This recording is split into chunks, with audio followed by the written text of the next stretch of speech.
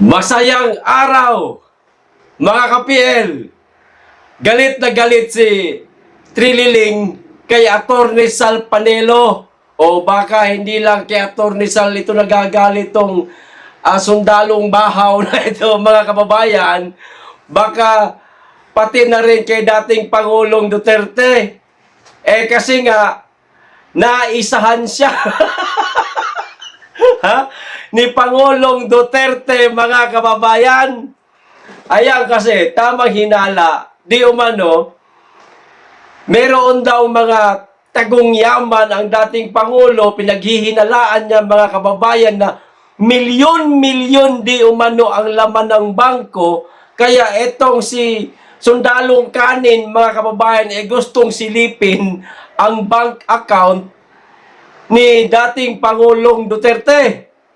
Ang kulit, so pinagbigyan siya ni dating Pangulong Duterte, mga ka-PL, na sige na nga, pipirma na ako ng waiver. O ipakita mo doon kay Trililing.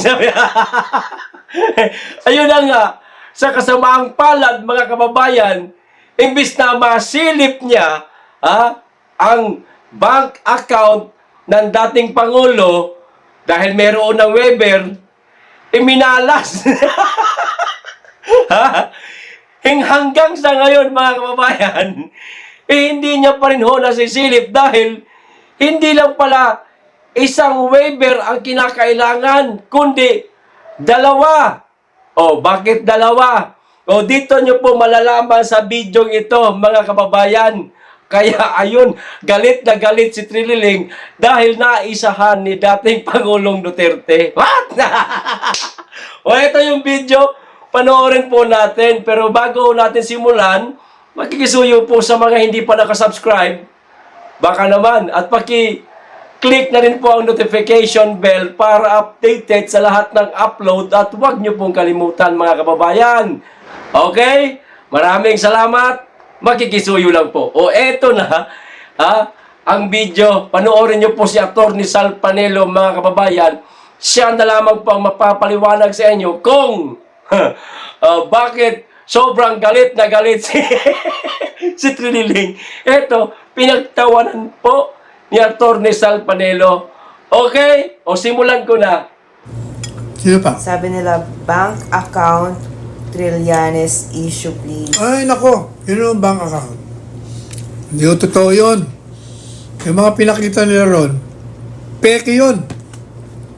Yun yung ginamit nila kay Presidente Duterte. Tandaan nyo nung tumakbo siya, siguro mga 2 weeks before election, sinabi niya, tinawagan ako ni Presidente Duterte noon eh. Sabi niya, Sal, hawakan mo itong kaso ko. Ano mo kaso yan? Si Trillanes, sabi niya, expose daw ako niyan sa pera. Sa pera ko daw, milyon-milyon. Hundreds of millions. Ilalabas daw nila sa Inquirer bukas. Sige, hawakan ko ang kaso mo. Teka muna ka ako. Totoo ba na may bangko ka dyan sa BPI? Meron ka mga account dyan? Meron. Sa Ortigas branch? Oo. Totoo ba na meron kang deposito? Oo. Totoo ba na meron kang milyon-milyon na deposito dyan? 100 milyon? Mahigit?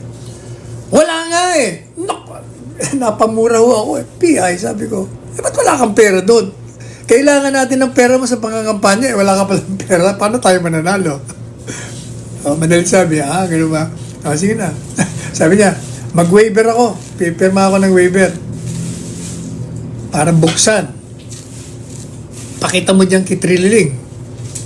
Madalit sabi, yun ang sinasabi ni Trililing kagabi. Si Panelo naman ang sumipot doon, hindi naman si Duterte. Wala naman dalang waiver. SPA lang dala, hindi totoo yun. Waiver ho yun. Nabuisit nga ako sa akin. Kasi pagdating niya, hinahanap niya yung waiver.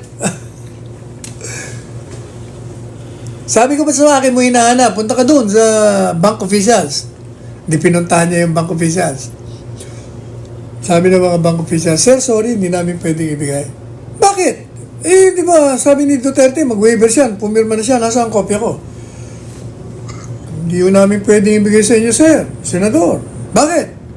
Kasi pumasok na ho sa amin, tinanggap na namin, kaya pumasok na under privacy law. Privacy Act, hindi pwede kami magbigay ng dokumento kaugnay sa mga depositor dito. Naku, inis na inis. Punta na naman sa akin. Attorney Manelo, pahingi ako ng kopya. Anong kopya? Kopya ng waiver? Oo, yung pinirma ni Duterte. Mayabang ko, Duterte lang ang tawag niya kay Presidente Duterte. Sarap batukan eh. Di man niya ginalang na Mr. Duterte man lang. O, pareho nung kaliwa. Yung kaliwa, Duterte lang ang tawag sa kanya. Mga bastos ba? Eh, dating presidente, bigyan mo ng paggala. O anyway, umihingi sa akin ngayon itong si Trililing. Pahingi ng kopya. Kasi hindi siya makakuha ng kopya. Sabi ko, wala na akong kopya. Ang kopyang natira sa akin para sa kliyente ko. At yung isang kopya, binigay ko na rin sa media. Doon, ka pumunta sa media, humingi ka ng kopya. Doon ako galit na galit sa akin. Galit na galit. Kasi, dahil may waiver na si Presidente Duterte, pwede na niyan tingnan yung account. Pero ang katunayan, lalabing 5,000 lamang ang pera ni Presidente Duterte niya sa Bank of PI. 15,000 ba o 16,000? Kaya lang, hindi niya rin makita yung bank account. Kasi ang BPI refused to reveal the account despite the bank waiver. Alam niyo ba kung bakit? Baka mag-bank run sila. You know why? Kasi yung bank account, di naman pala solo ni PRRD, ni Presidente Duterte. Dalawa pala sila ni BP Sara. Joint account. Kaya dapat yung waiver mo dalawa. Eh, wala namang waiver si Inday Sara. So bakit ngayon ilalabas ng BPI? Pag nilabas ng BPI, may problema sila sa mga deposito. At pag may nakaalam na nag-release sila ng dokumento tungkol sa account ng isang depositor dahil lang may waiver, pero yung waiver kulang, naku, magkakabankrun talaga. Ibig sabihin ba, kahit sino pala rito, pag nagpunta rito, i-release mo na yung aming mga bank account. Kaya sabi ko sa kanila, oy kayo, mag-iingat kayo ha. Delikado yung gagawin nyo. O kaya, bigyan nyo kami ng sapat na oras para pag-aralan namin. O ilang araw gusto nyo? O pwede ba? Sabi niya, isang araw. Hindi na, bigyan ko kayo ng 7 araw. Gusto nyo? Yung 7 araw, mag-eleksyon na Tapos na. Tapos na ang alala. Kaya wala nangyari. Yung kaya galit na galit niyang si Trililing na yan. Yan ang istorya. Kaya ngayon, dahil nung natalo siya doon, wala siyang nangyari. Nagpasa sa ombudsman, talo na naman siya. Ginagawa niya lang ng propaganda. Ito namang Quad Committee, ewan ko kung sinong kakampi niya dyan, inimbitahan siya para magkaroon siya ng platform para siraan na naman ang mga Duterte. Tapos sumatakbong ko, mayor, wala. Sigurado, diretso sa inodoro yan doon. Anyway, pwede mo bang kumain muna ako? Matagal na pala na problema ni Trililing yan sa dating Pangulo, mga noon pang tumatakbo pa lang sa pagka-presidente si Tatay Digong, mga kababayan, hanggang ngayon, bit-bit niya pa rin yung tamang hinala niya na puno ng milyones ang bank account ng dating Pangulong Duterte. Ling! Naisahan ka ba, Ling, ni Tatay Digong? Wala kang masilip o hindi mo masilip yung account niya dahil joint account pala, mga kababayan, kay BP Sara at kay Tatay Digong. Waiver mula kay Tatay Digong at waiver mula kay Inday Sara bago niya masilip ang account ng dating Pangulong Duterte. Ayan. So, kung gusto mo masilip talaga, subukan mo humingi kay Inday. Ewan ko lang kung hindi ka sampalin nun. Ayos! Naisahan po si Trililing ng dating Pangulong Duterte. Ayan, galit na galit. Ewan ko kung ano ang susunod niya propaganda, mga kababayan. Tignan niyo po yung kanyang Facebook page.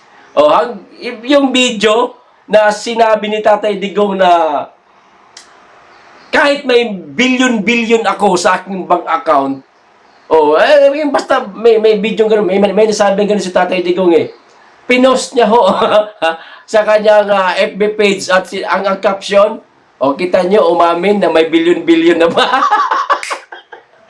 Kasi hindi niya pa nasisilip.